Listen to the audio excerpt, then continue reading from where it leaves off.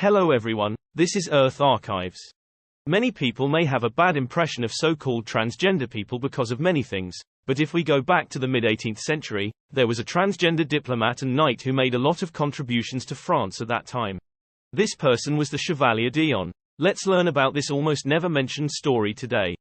Before the show starts, please subscribe, share, and turn on the little bell. This will help us grow faster. Without further ado, the show begins.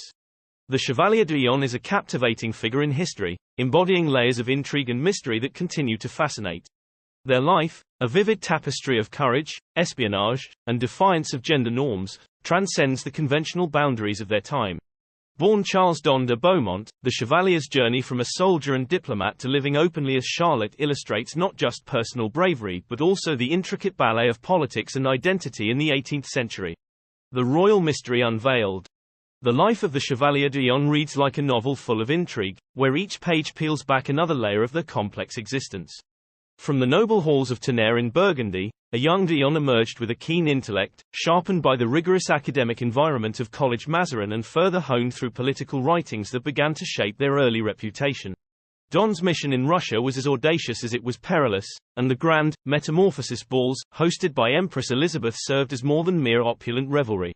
These events, where the masquerade of genders was not only a playful deviation but also a societal staple, offered a playground for spies and diplomats alike to engage in games of influence and information exchange beyond the rigid scrutiny of gender expectations. While the veracity of d'Eon's claim to be a lady-in-waiting to Empress Elizabeth remains cloaked in the mists of history, their indispensable role in the correspondence between King Louis XV and the Russian court is undeniable. Through covert dispatches and diplomatic wiles, d'Eon facilitated the subtle dances of power and alliance that characterized Franco-Russian relations. The 7 Years' War. The 7 Years' War, a global conflict that reshaped the world's power dynamics, served as a backdrop to the remarkable exploits of the Chevalier d'Eon, a figure who navigated the trenches of warfare and the polished floors of diplomacy with equal dexterity. As the war unfolded with Frederick the Great's bold invasion of Saxony, d'Eon donned the mantle of a captain of dragoons for France. Their bravery in the face of conflict, evidenced by wounds of battle, etched their name in the annals of military valor, transcending the mere confines of national service to embody the chivalric ideals of courage and sacrifice. The end of the war in 1763 brought with it a need for skilled diplomats to navigate the delicate task of peace negotiations. d'Eon's transition from the battlefield to the diplomatic court was marked by a pivotal appointment as ambassador to Russia, a position ripe with potential yet thwarted by the swift currents of political change following the assassination of Peter III and the ascension of Catherine the Great. This twist of fate redirected d'Eon's path once more, leading them to London as part of the French king's diplomatic entourage tasked with negotiating an end to the conflict. The Treaty of Paris, signed with much anticipation in February 1763, marked the conclusion of the 7 Years' War and the beginning of a new chapter in European politics. d'Eon, having played a significant role in these momentous negotiations, was rewarded with the Order of St. Louis, an acknowledgement not just of a job well done but of the honor and integrity that d'Eon had demonstrated throughout their service. This accolade, complete with a generous pension and the distinguished title of Chevalier, symbolized the recognition of d'Eon's contributions to France, a knighthood that offered both prestige and a form of societal legitimization for their future endeavors. A night in London. The period following the Treaty of Paris was one of strategic maneuvering for France, and the Chevalier d'Eon, now stationed in London, found themselves at the heart of a delicate dance between peace and subterfuge. Elevated to chargé d'affaires and acting as the interim ambassador, d'Eon's role was dual: to maintain the freshly minted peace and, incongruously, to plot against it by scouting for potential invasion points along the English coast. This juxtaposition of public diplomacy and covert operations highlights the intricate web of 18th-century European politics, where the line between friend and foe was often blurred by shadowy intentions. In their quest to ingratiate themselves with British nobility and facilitate their clandestine mission, d'Eon spared no expense. They became known for their sumptuous gatherings, featuring the finest wines from Burgundy, a strategy that proved effective but was financially ruinous. This lavish lifestyle was abruptly threatened when d'Eon was replaced by the Comte de Guerchy and demoted to a secretary, a role far removed from the influence they had enjoyed and, critically, from the plans they were set to execute. d'Eon's refusal to leave London was not merely an act of defiance but a calculated decision rooted in a profound sense of duty and, perhaps, a measure of self-importance. Believing adamantly that their work was far from complete, and that their successor was ill-equipped to carry on with their secret mission. Don demanded direct intervention from King Louis XV, asserting that only the king himself could recall them from their post. This standstill led to a drastic response from the French court, the freezing of Don's pension, cutting off their financial lifeline and plunging them into a desperate situation. Don blackmails the King of France. The Chevalier d'Eon, ensconced in the heart of London, transformed overnight from a mere subject of murmurs in the elite salons to the talk of every coffeehouse, indeed, a public spectre cloaked in scandal. The publication of Lettres, Mémoires et Négociations particulières du Chevalier d'Eon was a defiant act, revealing private correspondence that left many a powerful figure red-faced with embarrassment. Yet, for all its revelations, the Chevalier finally tread the line of discretion, holding back the most incendiary secrets that could rekindle the flames of war.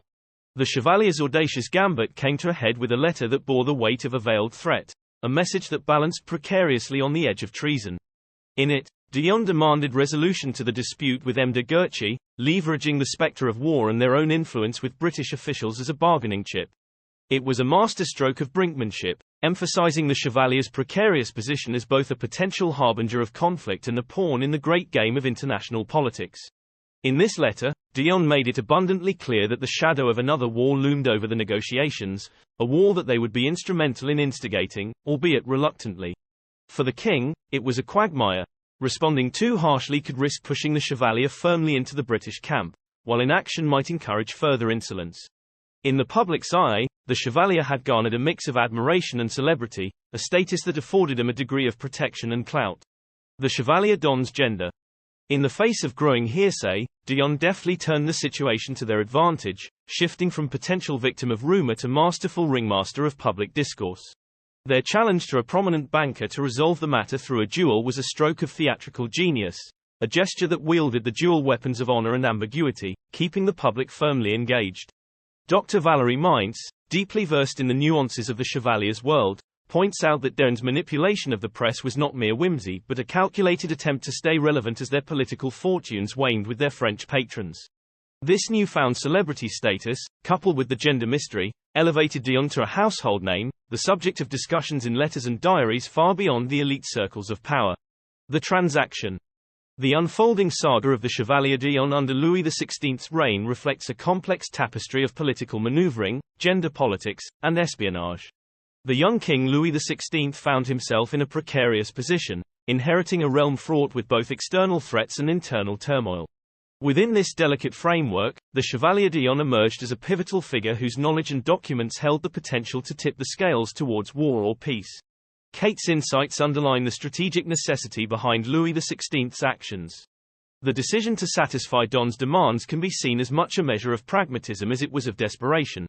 The king was acutely aware that the secrets Don possessed were akin to a powder keg, one that could ignite hostilities with England. Offering Don a life annuity and the chance to return to France was a calculated risk, tempered by the condition of their publicly assuming a female identity, a demand that, at its core, was meant to neutralize Don's political influence. The requirement for Don to dress as a woman, while legally recognizing him as female, reveals the multi-layered dimensions of gender and power dynamics at play. As Mintz notes, this move was ingeniously devised to ensure Don could not regain a position of political influence, given the era's restrictions on women's roles in diplomacy and government. In essence, it was a means of sidelining Don without resorting to imprisonment or exile, strategies that would have been riskier and potentially more divisive. Femme forte. The Chevalier d'Eon's story transcends personal identity and touches upon broader societal and cultural implications, reflecting an era's fascination, fear, and eventual acceptance of gender fluidity. The explicit proclamation of d'Eon as a woman by France, and England's subsequent recognition through a highly publicized court case, was a revolutionary acknowledgement that blurred the established lines of gender roles in the 18th century.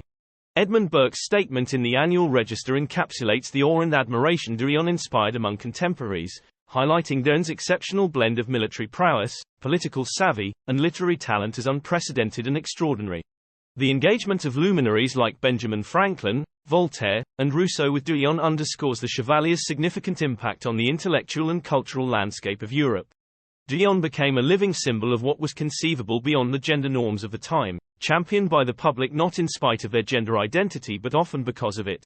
This status as a cause célèbre allowed Dion to navigate society in a manner that was virtually unheard of for individuals challenging gender norms. The Chevalier d'On's legacy. The twilight years of the Chevalier d'On's life encapsulate the profound shifts not only within the personal narrative but also within the broader historical and political landscapes. Amidst the seismic upheavals of the French Revolution, d'On's personal world was upended. The royal decree that had once defined their legal status and financial well-being was swept away along with the monarchy itself. The symbolism of this moment cannot be overstated. D'On's forced return to a state of uncertainty mirrored the tumult experienced by France. Yet, in this vortex of upheaval, Dion found a form of liberation, the freedom to present themselves in a manner that aligned with their identity, irrespective of societal expectations or royal edicts. D'On's decision to live as a woman, despite being legally unbounded to do so, speaks volumes of their personal resolution and identity. The choice to exhibit prowess in fencing while donning women's attire further underscores D'On's defiance of gender norms. The offer to lead an all-female battalion during the American Revolution, although declined, exemplifies D'On's undiminished spirit and the intersection of their gender identity with patriotic fervor. In their later years, D'On's turn to religion and the introspection evident in their memoirs reveal a profound engagement with the experiences that shaped their life. D'On's reflection on suffering and transformation is not just a personal testament but also a philosophical inquiry into the nature of identity and resilience. While their memoirs remained unpublished during their lifetime, D'On's introspective journey and the legacies of pain and reinvention they discussed resonate with existential questions that transcend temporal boundaries. The circumstances surrounding D'On's death, and the public and medical scrutiny of their biological sex, highlight the tragic irony of their posthumous return to the spotlight. The narrative constructed by the press, which labeled Dion a con man, reflects the societal discomfort and fascination with gender nonconformity. This reductive framing, rooted in the binary understandings of the time, served to obscure D'On's multifaceted life and the genuine exploration of their gender identity. In recounting the narrative of the Chevalier d'On, one witnesses not just the story of a singular, remarkable individual but a reflection on the human condition itself, the quest for authenticity, the struggle against societal constraints, and the profound need for recognition and respect. D'On's legacy, marked by both strife and transcendence, continues to inspire and challenge, serving as a poignant reminder of the complex interplay between individual identity and collective norms. What do you think about this story? Please leave your comments. See you in the next episode.